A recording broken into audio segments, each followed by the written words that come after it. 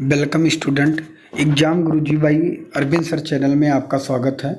आपका उत्तर प्रदेश पुलिस री एग्ज़ाम जल्द ही देखने को मिलेगा, क्योंकि डेट आपको बहुत जल्द पता चल जाएगा।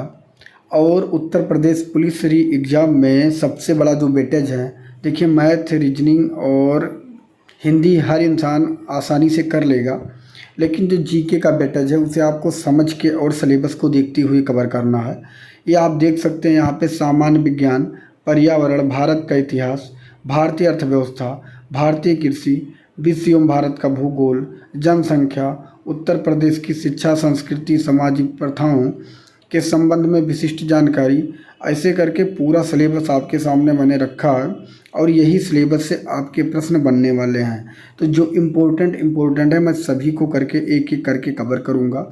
आपको पूरी वीडियो देखना है और धैर्य बना के पढ़ना है, अपने मित्र तक शेयर करना है। अगर आप लोग प्यार देंगे तो जितना सिलेबस है 2 दिन के अंदर मैं कवर कर दूँगा। और वीडियो अगर आपको अच्छी लग रही है तो आप कमेंट में ज़रूर बताइएगा कि क्लास आपको कैसी लगी। तो हम आज कर रहे हैं कवर पर्यावरण, सामान्य विज्ञान में कवर कर चुका हूं। अगर आपको देखना है तो नीचे डिस्क्रिप्शन में लिंक है, आप जाके देख सकते हैं। तो मैं जो सिलेबस आज कंप्लीट करवा रहा हूं सभी को आपको देखना है। हम लोग कवर करेंगे पर्यावरण को। पर्यावरण के इम्पोर्टेंट वही प्रश्न जो पेपर में पूछे गए हैं। पहला प्रश्न आपके सामने है, इसका उत्तर बताना है। हॉर्नबिल महोत्सव निम्न में से किस राज्य में मनाया जाता है? तो इसका आंसर जो हो जाएगा वह हो जाएगा नागालैंड। हॉर्नबिल महोत्सव नागालैंड में मनाया जाता है।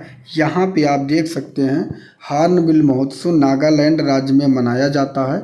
इस महोत्सव का नामकरण ग्रेट इंडियन हॉर्नबिल पक्षी के नाम पर रखा गया है। यह उत्तर पूर्वी राज्य नागालैंड का प्रसिद्ध त्योहार है। तो इन पॉइंट को आपको याद रखना है।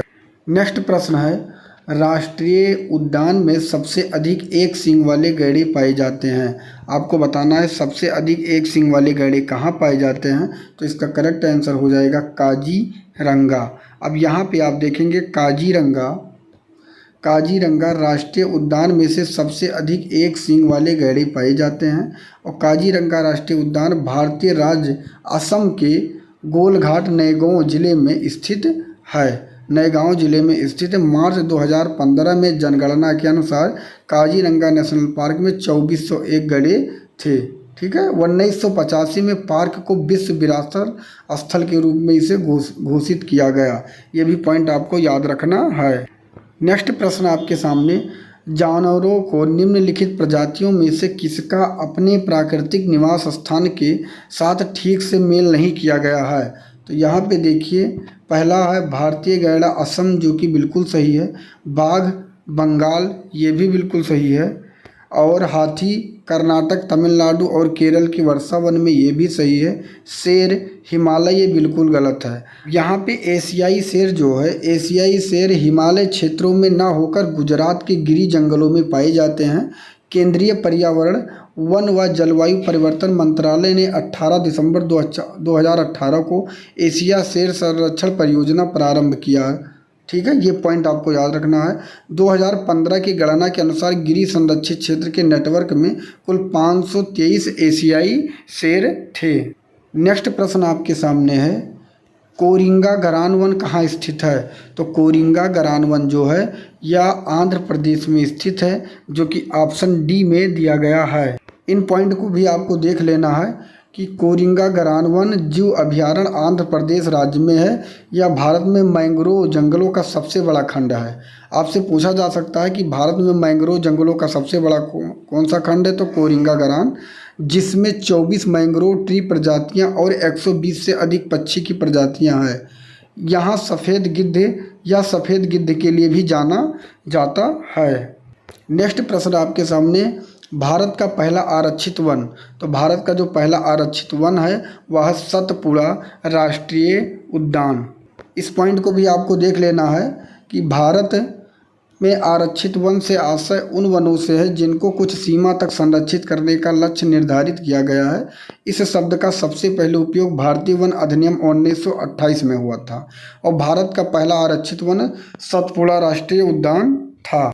नेक्स्ट प्रश्न आपके सामने है, इनमें से भारत का कौन सा जीव मंडल भंडार संयुक्त राष्ट्र शैक्षिक वैज्ञानिक तथा सांस्कृतिकरण संगठन यूनेस्को के मानव एवं जीवमंडल कार्यक्रम पर आधारित विश्व जीवमंडल तंत्र का हिस्सा नहीं है? तो विश्व जीवमंडल तंत्र का हिस्सा अगर बात करें, नीलगिरी जीवमंडल भंडार भी है, सुंदरवन जीवमंडल भंडार भी है, मन्नार की खाड़ी जीवमंडल भंडार भी है, लेकिन कच्छ जीवमंडल भंडार नहीं है। तो डी इसका करेक्ट आंसर हो जाए। अगला प्रश्न है, इनमें से किस भारतीय राज्य में बाघ रक्षित स्थान टाइगर रिजर्व की संख्या अधिकतम है? तो सबसे ज़्यादा जो टाइगर रिजर्व हैं वो है मध्य प्रदेश में, जो कि ऑप्शन आपके सामने सी में दिया गया है। नेक्स्ट प्रश्न है, भरतपुर राष्ट्रीय उद्यान निम्नलिखित राष्ट्रीय उद्यानों में से किसका पूर्व नाम था? तो भरतपुर राष्ट्रीय उद्यान जो है ये राजस्थान में पड़ता है। इसका वर्तमान नाम केवलादेव राष्ट्रीय उद्यान है। नेक्स्ट प्रश्न है, कौन सा अग्निशमन अभिकारक ओजोन के लिए हानिकारक होता है? कौन सा अग्निशमन अभिकारक ओजोन के लिए हानिकारक होता है? पहला है कार्बन डाइऑक्साइड, दूसरा है अमोनिया, और तीसरा है क्लोरोफ्लोरोकार्बन, और चौथा है हैलोन। तो इसका करेक्ट आंसर हो जाएगा हैलोन। यहाँ पे आप देख सकते हैं हैलोन अक्रिय गैसें हैं जिसे अग्निशमन यंत्र में प्रयोग किया जाता है, परंतु आजकल ये ओजोन परत को हानि पहुंचाने के कारण में भी चर्चित हैं। नेक्स्ट प्रश्न आपके सामने, कार्बन डाइऑक्साइड, कौन सा कार्बन डाइऑक्साइड या ग्रीन हाउस गैसों के उत्सर्जन में एक कमी होती है जो कि कहीं और किए गए उत्सर्जन की भरपाई के लिए किया जाता है या की जाती है? तो इसका करेक्ट आंसर हो जाएगा कार्बन समायोजन, जिसे हम ऑफसेट भी कहते हैं। नेक्स्ट प्रश्न आपके सामने, आपको बताना है कोपेनहेगन समझौते के अनुसार वर्ष 2005 की तुलना में वर्ष 2020 तक भारत ने कितने प्रतिशत कार्बन उत्सर्जन कम करवाने का आश्वासन दिया है? तो इसका करेक्ट आंसर हो जाएगा 20 से 25%। नेक्स्ट प्रश्न है, ऐसा कौन सा पर्यावरण पुरस्कार है जो पर्यावरण एवं वन मंत्रालय भारत सरकार द्वारा स्थापित है और यह उन व्यक्तियों और संगठनों को प्रदान किया जाता है जिन्होंने पर्यावरण संरक्षण और सुधार के क्षेत्र में महत्वपूर्ण और उत्कृष्ट योगदान दिए हैं? तो इसमें जो करेक्ट आंसर हो जाएगा वह हो जाएगा इंदिरा गांधी पर्यावरण पुरस्कार। अगला प्रश्न है, इनमें से किस पर्यावरणविद को पद्म विभूषण से सम्मानित किया गया है? तो इसका करेक्ट आंसर हो जाएगा सुंदरलाल बहुगुणा, जो कि ऑप्शन बी में दिया गया है।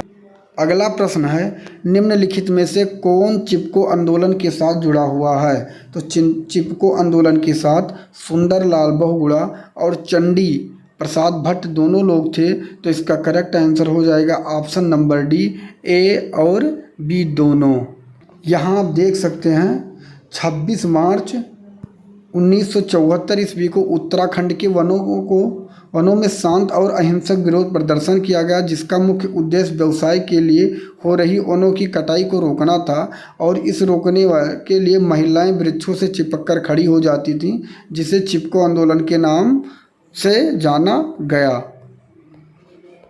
नेक्स्ट प्रश्न आपके सामने, जमीनी स्तर पर पर्यावरण कार्यकर्ताओं के लिए दुनिया का सबसे बड़े पुरस्कार गोल्डमैन पर्यावरण पुरस्कार के पहले भारतीय प्राप्तकर्ता कौन थे? तो इसका करेक्ट आंसर हो जाएगा मेधा पाटकर, जो कि ऑप्शन बी में दिया गया है। अगला प्रश्न आपके सामने, निम्नलिखित विकल्पों में से कौन सा देश जैव विविधता में समृद्ध है? तो जैव विविधता में जो समृद्ध है वह देश पेरू है, जो कि ऑप्शन बी में दिया गया है। यहाँ आप देख सकते हैं कि विषुवत रेखा के आसपास के क्षेत्रों में सर्वाधिक जैव विविधता पाई जाती है। विषुवत रेखा से दूर जाने पर जैव विविधता में कमी हो जाती है। कंजर्वेशन इंटरनेशनल के अनुसार 17 मेगा बायोडाइवर्स देशों में विश्व की 70% जैव विविधता विद्यमान है और पेरू इन 17 देशों में से एक है। नेक्स्ट प्रश्न है, विश्व में अभिज्ञात जैव विविधता संवेदनशील स्थल की संख्या किसके बीच हो सकती है? तो ये हो जाएगा 31 और 40 के बीच हो सकती है, जो कि ऑप्शन डी में दिया गया है। अगला प्रश्न आपके सामने, गंगा नदी में प्रदूषण की समस्या के समाधान के लिए कौन सी जनहित याचिका दायर की गई थी? तो इसका करेक्ट आंसर हो जाएगा MC मेहता बनाम भारत संघ, जो कि ऑप्शन सी में दिया गया है। इस पॉइंट को आपको याद रखना है, बहुत इंपॉर्टेंट है। एमसी मेहता बना भारत संघ गंगा नदी के प्रदूषण की समस्या के समाधान के लिए जनहित याचिका दायर की गई थी। गंगा प्रदूषण मामला ये 1988 में आया। नेक्स्ट प्रश्न है, वानिकी अनुसंधान के क्षेत्र में भारत का सबसे बड़ा सरकारी संगठन कौन सा है? वानिकी अनुसंधान के क्षेत्र में भारत का जो सबसे बड़ा संगठन है वह है भारतीय वानिकी अनुसंधान एवं शिक्षा परिषद, जो कि ऑप्शन ए में दिया गया है।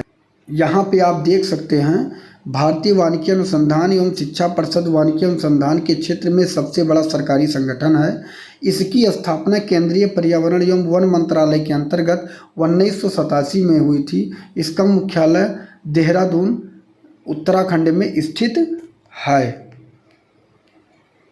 नेक्स्ट प्रश्न है, भारत में हाथी परियोजना कब शुरू किया गया?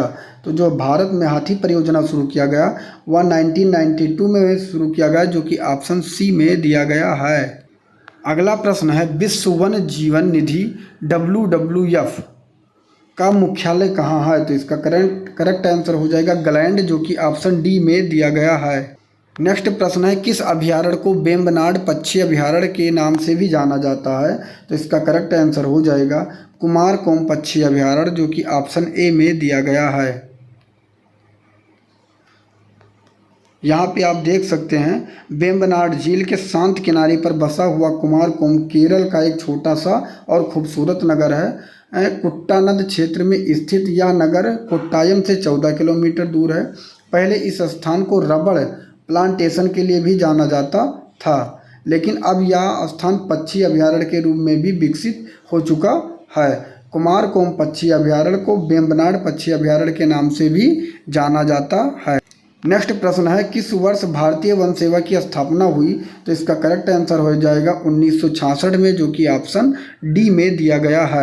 यहाँ आप देख सकते हैं भारतीय प्रशासनिक सेवा, भारतीय पुलिस सेवा के साथ भारतीय वन सेवा 3 अखिल भारतीय सेवाओं में एक हैं।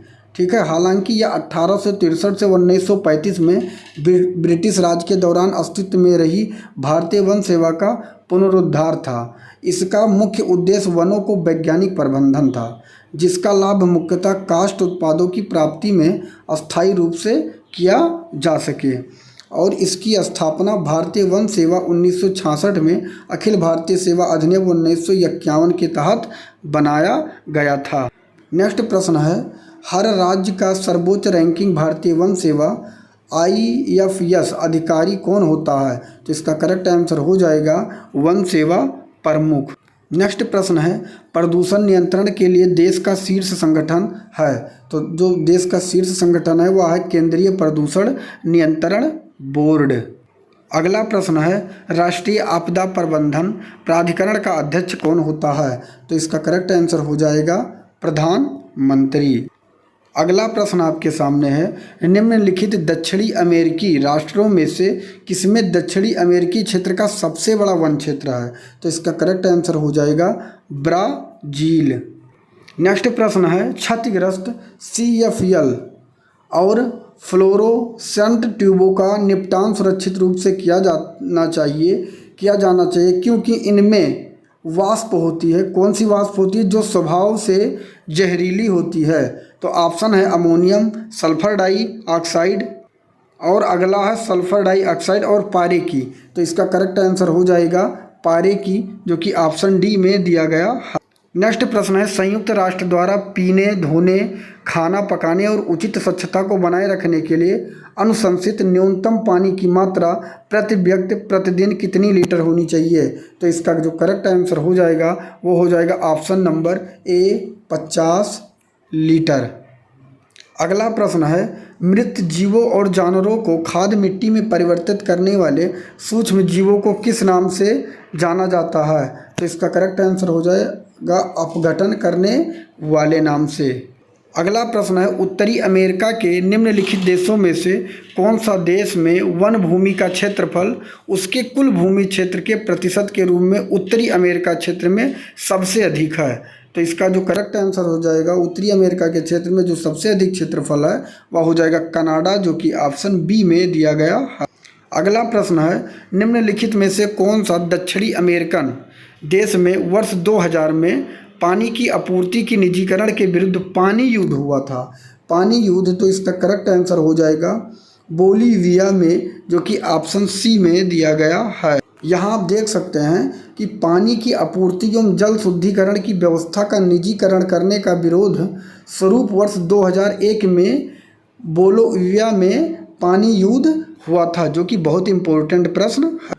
नेक्स्ट प्रश्न है, डेटा बुक भारत में जानवरों, वनस्पतियों और कवकों को दुर्लभ और लुप्त प्राय प्रजातियों के दस्तावेजीकरण के लिए स्थापित एक राजकीय दस्तावेज है, तो उसका क्या नाम है? तो उसका नाम है रेड डेटा बुक, जो कि ऑप्शन सी में दिया गया है। इसमें लुप्त प्राय जितने भी जानवर, वनस्पति हैं, उनका नाम दर्ज किया जाता है।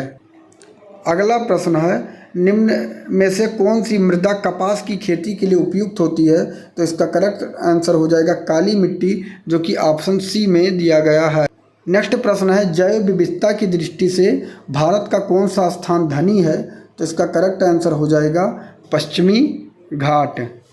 नेक्स्ट प्रश्न है, मेधा पाटकर किस आंदोलन से जुड़ी हुई हैं? तो मेधा पाटकर नर्मदा बचाओ आंदोलन से जुड़ी हुई हैं, जो कि ऑप्शन सी में दिया गया है।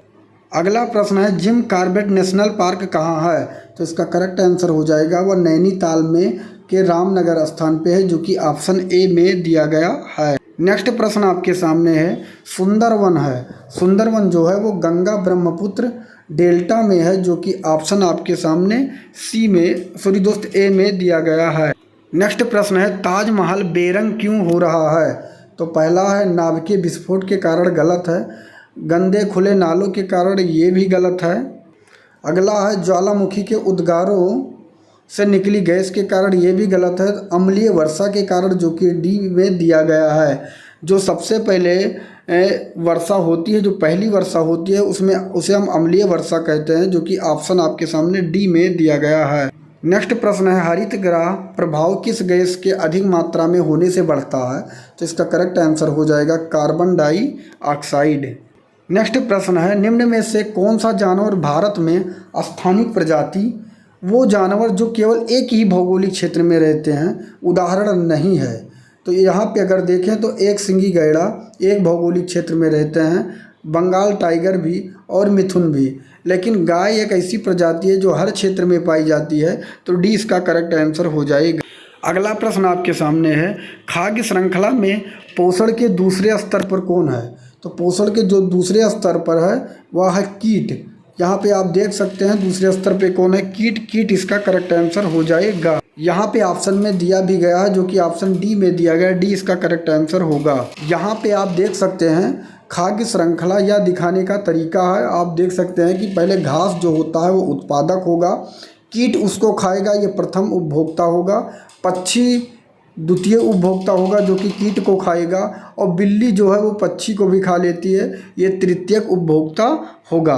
यहाँ पे आप देख सकते हैं चैन बना है, चैन के माध्यम से आप समझ सकते हैं।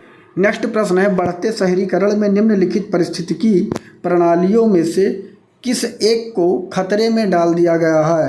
तो इसका करेक्ट आंसर हो जाएगा मुहाने को। हम लोग जानेंगे मुहाना किसे कहते हैं। तो ये देख लीजिए, सभी नदियों किसी न किसी समुद्र से मिलती हैं। जहाँ पर नदी सागर में मिलती है वहाँ पर खारे और मीठे पानी के मिलने से नदी द्वारा बहाकर लाई गई मिट्टी जमा होने लगती है। इस कारण धीरे धीरे नदी की धारा छोटे छोटे भागों में बंट जाती है। इसी क्षेत्रों को नदी का मुहाना कहते हैं, और बढ़ता शहरीकरण नदियों के मुहाने को संकट में डाल दिया है। प्रश्न है, खाद्य श्रृंखला में किसको भोजन से कम ऊर्जा मिलती है? तो इसमें अगर देखें घास, टिड्डा, मेढक, सांप में, तो जो सबसे कम ऊर्जा मिलेगी वो सांप को मिलेगी, जो कि ऑप्शन बी में दिया गया है। नेक्स्ट प्रश्न है, निम्न में से कौन सा संग्रहण के आकार में छोटे से बड़े के क्रम में सही है? छोटे से बड़े के क्रम में, और आपको बाएं से दाएं की ओर जाना है, ठीक है। तो इसका जो करेक्ट आंसर होगा आपको बताना है। छोटे से तो किलो, मेगा, गीगा, पेटा, टेरा ये गलत है, और किलो, मेगा, पेटा, टेरा, गीगा ये भी गलत है। मेगा, टेरा, गीगा, किलो, पेटा ये भी गलत है। सबसे पहले किलो होगा, मेगा यहाँ तक तो सही था ये भी, लेकिन गीगा ये भी सही था, ये दोनों, लेकिन उसके बाद होगा टेरा, तब होगा पेटा। तो इसका correct answer option number D सही हो जाएगा। नेक्स्ट प्रश्न आपके सामने, इसका उत्तर आपको देना है। पर्यावरण प्रदूषण से क्या अभिप्राय है? पहले है, ऐसा ठोस पदार्थ जो ऐसी सांद्रता से विद्यमान है जो पर्यावरण के लिए क्षतिकर हो सकता है या जिसका क्षतिकर होना संभाव्य है। ये बिल्कुल सही है।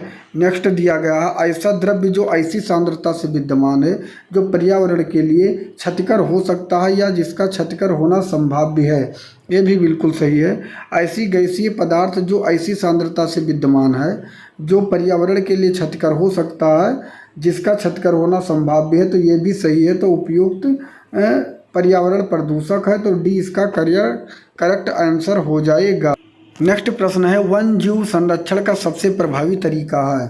तो इसका जो करेक्ट आंसर हो जाएगा, प्राकृतिक आवासों का परिरक्षण, जो कि ऑप्शन बी में दिया गया है। नेक्स्ट प्रश्न है, वातावरण को प्रदूषित करने वाला अत्यधिक हानिकारक प्रकार है? तो इसका जो करेक्ट आंसर हो जाएगा, मानव कार्बनिक अपशिष्ट, जो कि ऑप्शन ए में दिया गया है। नेक्स्ट प्रश्न है, दो जातियों के बीच पारस्परिक क्रिया में परजीवता होने पर एक को लाभ और दूसरे को हानि होती है, ये आपको पता होगा, जो कि ऑप्शन डी में दिया गया है। क्योंकि जब दोनों के बीच पारस्परिक क्रिया होगी तो किसी न किसी को लाभ होगा और किसी न किसी को हानि होगा, इसलिए डी इसका करेक्ट आंसर हो जाएगा। नेक्स्ट प्रश्न है, सल्फर डाइऑक्साइड का उत्सर्जन होता है? तो बिजली संयंत्र से होता है, जो कि ऑप्शन सी में दिया गया है। नेक्स्ट प्रश्न है, वृक्षों की उम्र जानने की विधि है? तो जो वृक्षों की उम्र जानी जाती है वो उसके वलयों को गिनकर, तो उसके वार्षिक वलयों को गिन के हम उसकी उम्र को जानने की जो विधि अपनाते हैं, यही इसका करेक्ट आंसर होगा, जो कि सी में दिया गया है। मैं आपको बता दूं, उत्तर प्रदेश पुलिस री एग्ज़ाम के लिए स्पेशल ई बुक लॉन्च किया गया है, जो आप देख सकते हैं इस ई बुक को। और इसमें 100% अगर आप इस ई बुक को तैयार कर ले रहे हैं तो इसमें जितने भी सिलेबस दिए गए हैं सभी को एक एक करके कवर किया गया। मैथ, रीजनिंग, हिंदी ग्रामर और जीके स्पेशल, जितने भी सिलेबस यहाँ आप देख सकते हैं, सामान्य ज्ञान, सामान्य हिंदी और न्यूमेरिकल मानसिक योग्यता, सभी को एक एक करके कवर किया गया। और आप देख सकते हैं चित्र वाइज यहाँ पे कैसे एक एक करके सभी सिलेबस को, मैथ, रीजनिंग, हिंदी, जीके को, सभी को एक एक करके कवर किया गया है, जो कि इसको पढ़ने के बाद आपका पेपर आसानी से निकल सकता है। इसमें कोई भी प्रश्न छूटा नहीं है और अगर आप इसको पढ़ ले रहे हैं तो 100% आपका सिलेक्शन हो जाएगा। अगर आप इस ई बुक को लेना चाहते हैं तो नीचे दिया गया जो व्हाट्सएप नंबर है 8948667652 पे आप व्हाट्सएप कर देंगे। यहाँ आपको बता दिया जाएगा कि यह ई बुक आपको कैसे मिलेगी। और मैं आपको बता दूं, ये इस ई बुक का दाम मैंने रखा था 99 रुपये, लेकिन इसको मैं अभी ऑफ़र के रूप में मात्र 39 रुपये में दे रहा हूं। अगर आप इस ई बुक को परचेज करना चाहते हैं तो आप इस नंबर पे मैसेज करके आप आसानी से जानकारी ले सकते हैं। ये थे पर्यावरण के टॉप 51 प्रश्न और वही प्रश्न थे जो पेपर में पूछे गए हैं। अगर क्लास आपको अच्छी लगी है तो वीडियो को लाइक कर दें और चैनल को सब्सक्राइब कर लें। जितने भी आपके सिलेबस में हैं सभी के टॉपिक को एक एक करके कवर कर लिया जाएगा। और अगर आप हमारे साथ जुड़े हैं तो सिलेक्शन आपका ज़रूर होगा, क्योंकि मैं वही प्रश्न लेकर चुन के आता हूं जो पेपर में पूछे गए हैं और पूछे जाएंगे। तो मिलूंगा नेक्स्ट वीडियो में, तब तक के लिए जय हिंद, जय भारत, वंदे मातरम।